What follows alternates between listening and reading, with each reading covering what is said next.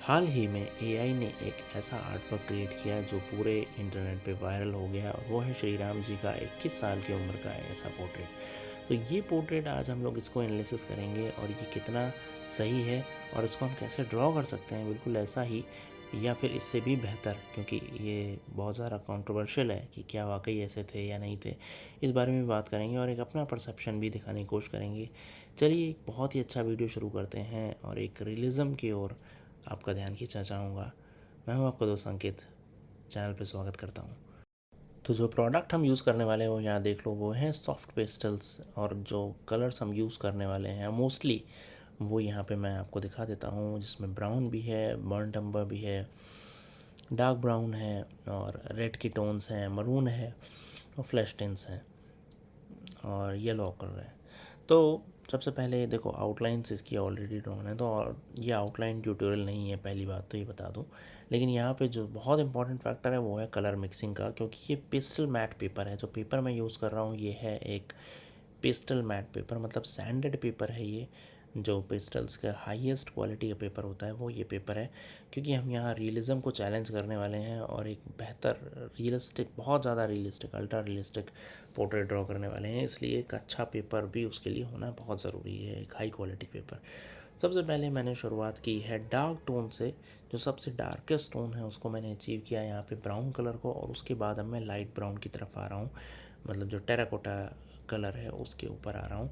और यहाँ पे देखो अभी जो भी मैं कर रहा हूँ वो डार्क टू लाइट का प्रोसेस यूज़ कर रहा हूँ, मतलब डार्क कलर से लाइट कलर की ओर आगे बढ़ रहा हूँ। क्योंकि ये सॉफ्ट पेस्टल है, इसमें मिक्सिंग का बहुत बड़ा रोल रहता है। कभी भी आप जब सॉफ्ट पेस्टल ड्राइंग करें, it's all about how you actually mix them. तो मिक्सिंग बहुत ज़्यादा इम्पॉर्टेंट है। और अगर आपको इसी तरह से मेरे से आर्ट सीखनी है तो मेरी स्किल शेयर क्लासेस को ज़रूर ज्वाइन करो। सॉफ्ट पेस्टल की बहुत ही धांसू सी एक स्किल शेयर की क्लास पड़ी हुई है और उसको आप ज्वाइन कर सकते हो, नीचे डिस्क्रिप्शन बॉक्स में उसका लिंक है। अब आ जाते हैं क्लास पे वापस। और अब यहाँ पे देखो मैंने येलो कलर को, येलो के जो ऑकर वाली रेंज है उसको भी मैंने यूज़ किया है और यहाँ पे थोड़े थोड़े टिंट डालने की कोशिश की है। देखो ये जो कलर्स होते हैं ना, खास करके स्किन टोन, फ्लैश टोन, और जब हम पेस्टल से उसको यूज़ करते हैं तो हमें बहुत सारे वैरायटी ऑफ द कलर्स को यूज़ करना चाहिए। हालांकि ये सभी जगह पे एप्लीकेबल है, लेकिन पेस्टल्स में खासकर आपको वैरायटी ऑफ द कलर्स को यूज़ करना चाहिए। और जब हम उसको मिक्स करेंगे तो हमें अपने फिंगर को यूज़ करना है, जैसे कि मैं यहाँ पे दिखा रहा हूँ आपको। प्रेशराइज़ करेंगे, क्योंकि ये पेस्टल मैट पेपर है, आप जितना प्रेशर डालना चाहो डाल सकते हो। पेपर की जो टेक्सचर है वो ख़राब नहीं होता, क्योंकि वो ऑलरेडी सैंडेड पेपर है, मतलब ऑलरेडी आपको उस पर हल्के हल्के टीथ नज़र आएंगे। जब आप उस पर घिसोगे तो जैसे सैंड पेपर होता है वैसा आपको फील होगा। और जब हम मिक्स कर रहे हैं वो देख लो किस तरह से कर रहे हैं, सर्कुलिज्म यूज़ कर रहे हैं और सर्किल फॉर्म क्रिएट करते हुए उसको प्रेस कर रहे हैं पेपर के ऊपर। जहाँ भी आप करोगे ये चीज़ एक बात बहुत इंपॉर्टेंट है, जो पेस्टल मैट पेपर होता है वो कम से कम अपने ऊपर 5-6 लेयर के बाद ही उसको अच्छे से ब्लेंड करता है। तो जब तक आप 5-6 लेयर नहीं ऑप्ट करोगे और आप सोचोगे 2 लेयर पे ही आप ब्लेंड करने लगो या 3 लेयर पे, तो वो होगा नहीं और अल्टीमेटली वो पेपर को आप ख़राब ही करोगे और आर्टवर्क को भी ख़राब करोगे। तो कोशिश ये करो पहले काफ़ी सारी लेयर चढ़ा लो और उसके बाद उस पर ब्लेंड करने की कोशिश करो, जैसे मैं यहाँ कर रहा हूँ। छोड़ छोड़ के चीज़ों को कुछ कुछ लेयर्स, 1-2 लेयर तो कम से कम चढ़ा ही दे रहा हूँ। अब उसके बाद जैसे आइज़ की डिटेल पे आप देखो मैं आया हूँ, तो मैंने ब्लैक यूज़ किया वहाँ पे, ब्राउन भी हम उस पर यूज़ करेंगे। अब देखो मरून यूज़ कर रहा हूँ, अब यहाँ पे मैं स्काई ब्लू कलर यूज़ कर रहा हूँ। मतलब आप जितने चाहो उतने कलर्स को यूटिलाइज़ कर सकते हो। बात करते हैं इनकी स्केच की, इनकी जो ड्राइंग है जो एआई ने क्रिएट किया है, ये कितने हद तक सही है। क्लेम कर रहे हैं कि 21 ईयर्स के जब राम थे तो ऐसे दिखते थे, और कुछ लोग उसमें अलग अलग तरीके के लॉजिक्स दे रहे हैं। तो देखो सबसे पहली इम्पॉर्टेंट बात है कि राम का जो टेक्सचर था, श्री राम का जो, अच्छा यहाँ पे मैं यूज़ कर रहा हूँ ये ब्लैक चारकोल पेंसिल है ये, और ये ब्लैक एरियाज़ के लिए बहुत सही है। फेस का स्किन टोन था वो श्याम रंग का था, सबसे पहली बात। तो यहाँ पे बहुत फेयर बनाया गया है राम जी को, जो कि सबसे पहली इंपॉर्टेंट बात है। एक आर्टिस्ट के तौर पे आपको ये समझनी चाहिए, थोड़ा सा डार्क टोन या थोड़ा सा जो श्याम वाला कलर है, श्याम मतलब स्काई ब्लू कलर, ठीक है, या थोड़ा सा ग्रीनिश कलर, तो उसको लाने की ज़रूरत है जो मुझे लगता है। और जो मैं कोशिश भी करूँगा कि वो एक पॉइंट है जो मुझे समझ में आया है, जो हम अपने आर्टवर्क में रखने की कोशिश करेंगे। अब यहाँ पे मैं यूज़ कर रहा हूँ एक वाइट चारकोल पेंसिल। ये भी बहुत ही अच्छे रिज़ल्ट देती है, वाइट चारकोल है, बहुत अच्छे से चढ़ती है। दूसरा एक जो है बिल्कुल म्यूटेड फेस है, एक है स्माइलिंग फेस है।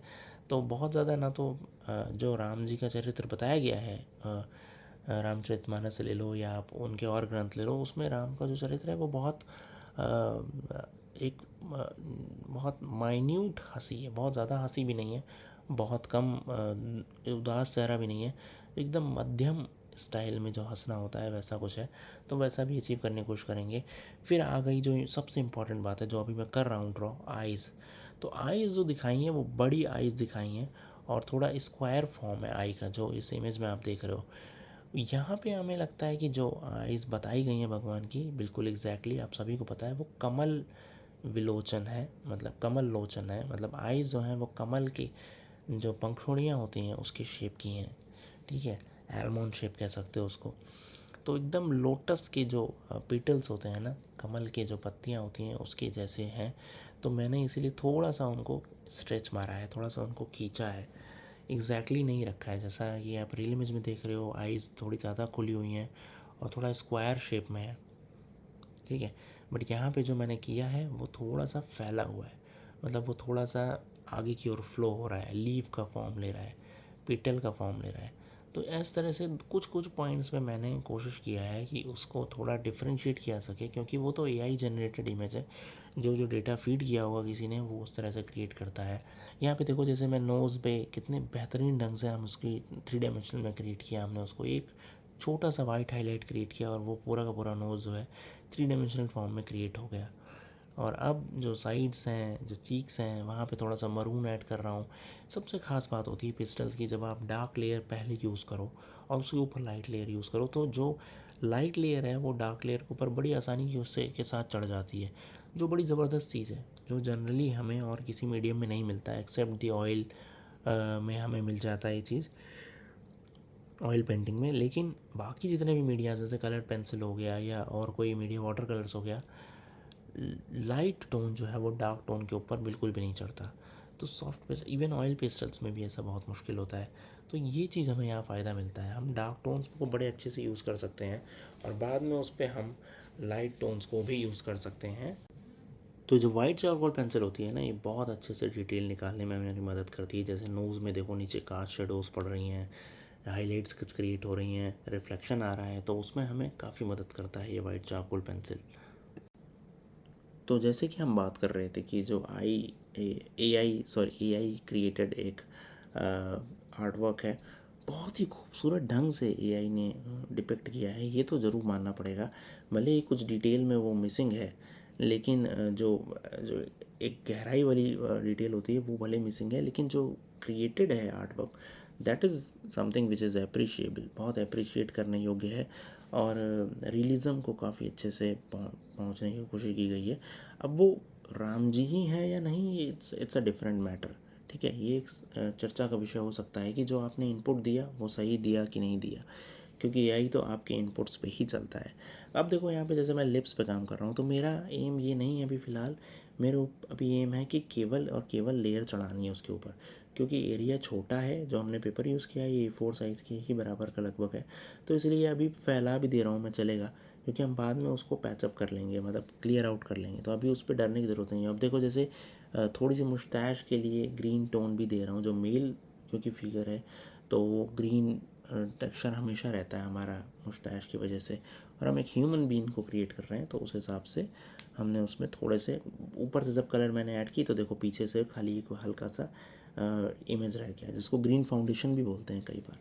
तो अब वो कर लेने के बाद, डिटेल्स निकालने के बाद, अब मैं हेयर पे आ गया हूँ, और हेयर पे भी मैंने देखो पहले ब्राउन टोन लगाया, फिर ब्लैक टोन लगाया, और फिर उसके ऊपर फर्दर हम कई सारे टोन्स को और भी ऐड कर देंगे, जैसे कि जो भी हमारे पास अवेलेबल होगा, जो हमें क्लोज टू उसके लगेगा, वो भी दिखाऊंगा मैं आपको।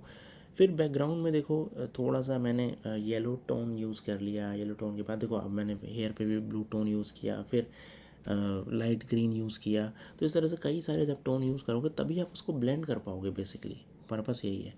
ये सब कर लेने के बाद अब यहाँ पे मैं, अब इस तरह से फिनिश कर लेने के बाद बहुत सारे लोग ये भी पूछते हैं जो पिस्टल पेंसिल्स होती हैं वो कितनी वर्थ हैं। और क्या उन्हें लेना चाहिए। तो देखो कुछ कुछ एरिया को अब मैं पेंसिल पेंसिल से भी फिनिश कर रहा हूँ। चाहे तो हम इसको नॉर्मल जो हमारे ब्लॉक्स थे उससे भी कर सकते थे, लेकिन एक थोड़ा सा डेमोन्स्ट्रेशन देने के लिए आपको कि क्या हम वाकई कर सकते हैं इसको भी यूज़, तो बिल्कुल कर सकते हैं और बहुत अच्छे रिजल्ट्स आते हैं। क्योंकि मेरे पास ये प्रोडक्ट है तो मैंने आपको थोड़ा सा डेमोन्स्ट्रेशन करके दिखा दिया कि हम देखो, अब जैसे तिलक है उसको भी मैंने पेस्टल पेंसिल से बना लिया, चाहे तो हम पेस्टल ब्लॉक से भी कर सकते थे। तो इस तरह से पूरा का पूरा पोर्ट्रेट हमने यहाँ पे फिनिश किया। और देख रहे हो कि आप कुछ कुछ डिफरेंसेस मैंने दिए हैं, क्योंकि हम मैंने स्माइलिंग फेस बनाया था, मैंने आपको बताया जो पहले वाला फेस था वो म्यूटेड फेस था, तो और जो स्माइलिंग वाला है वो ये आप देख रहे हो। लेकिन इन दोनों के बीच का मैंने अख्तियार किया है कि एक सौम्य हंसी, एक हंसी भी है और नहीं भी है, वो चीज़ कैप्चर करने की कोशिश की है। क्योंकि जो भगवान राम है वो मर्यादा पुरुषोत्तम है।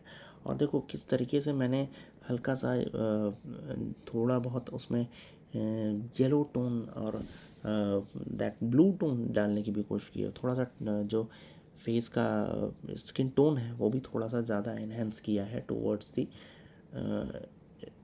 डार्कर टोन्स, ठीक है। तो वो भी थोड़ी सी कोशिश की है और थोड़ा और ऐड करना चाहिए मुझे लगता है इसमें हमें ब्लू टोन्स को, तो वो भी अभी मैं कर दूंगा, ताकि ये हमारा जो है भगवान का स्वरूप जो कहते हैं ना बादलों के समान और श्याम वर्ण, तो वो भी आना हमारे लिए ज़रूरी है।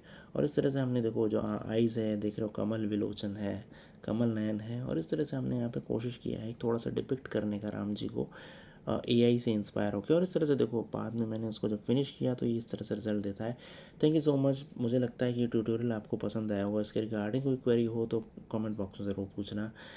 और एआई नहीं बनाया हो, चाहे हम आर्टिस्ट बनाएं, बहुत ही अच्छा आर्ट वर्क हमेशा करते रहना चाहिए हमें, हमारा यही मेन एम होना चाहिए। प्लीज़ इस चैनल को सब्सक्राइब कीजिएगा। Love you all friends. Final outcome भी आप देख सकते हो, अगर कुछ गलत बोला हो तो माफ़ कीजिएगा। Thank you so much. Bye.